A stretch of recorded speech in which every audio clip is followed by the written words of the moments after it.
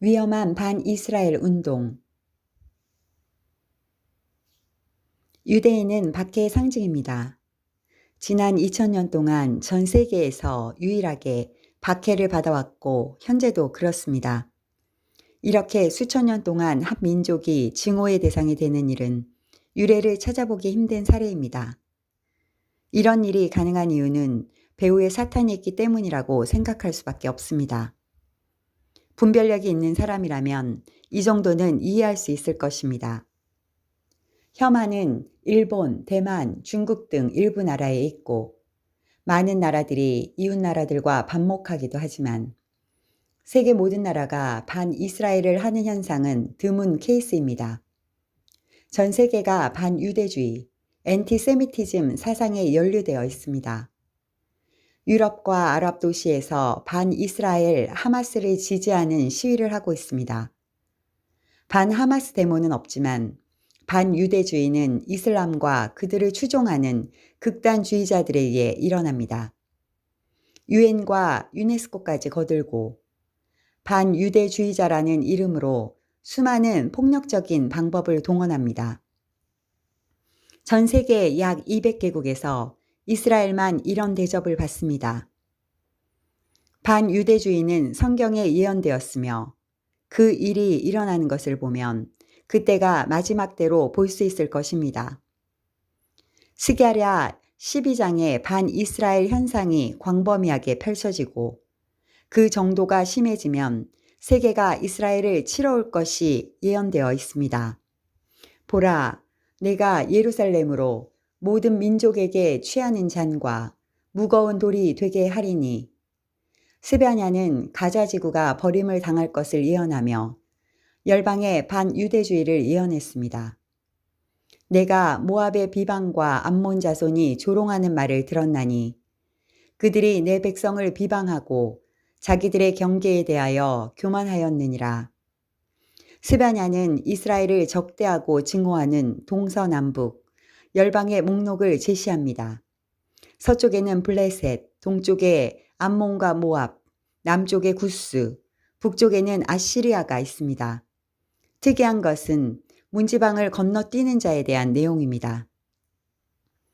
그날에 문턱을 뛰어넘어서 포악과 거짓을 자기 주인의 집에 채운 자들을 내가 벌하리라. 필자가 어린 시절만 해도 문지방을 밟지 않는 풍습이 한국에도 있었습니다. 이 풍습의 유래에 대해 학자들은 사무엘의 기록을 인용합니다. 그러므로 다곤의 제사장들이 다곤의 신전에 들어가는 자는 오늘까지 아스도드에 있는 다곤의 문지방을 밟지 아니하더라.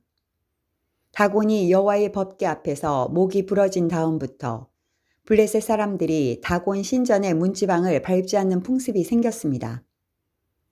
블레셋 땅은 지중해의 연안 해변가로 가자 지구는 블레셋 도시 중 하나였습니다.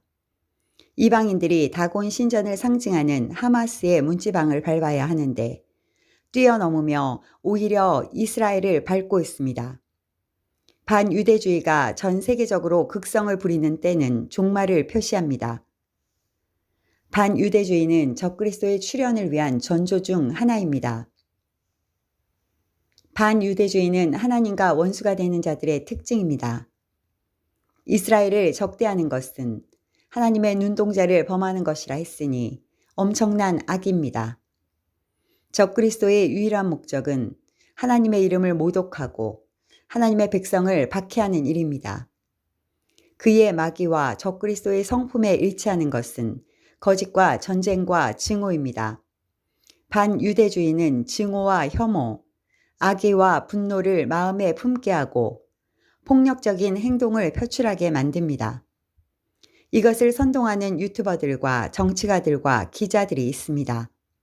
그들을 따르거나 그들의 모임에 들지 마십시오.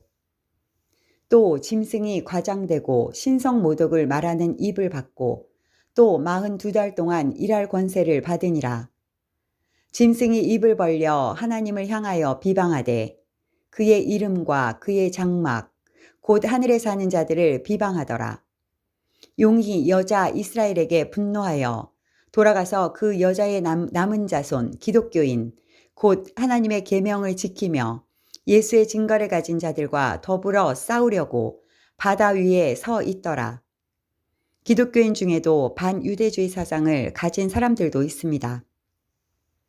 주로 인도주의적 정서 때문이거나 잘못된 지식을 가진 사람들도 있습니다. 그 중에는 팔레스타인 땅이 그들만 다수 주민으로 수천 년 동안 거주해 왔다며 오해합니다.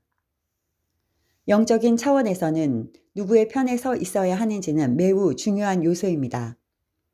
양의 탈을 쓰는 것이 될 수도 있습니다.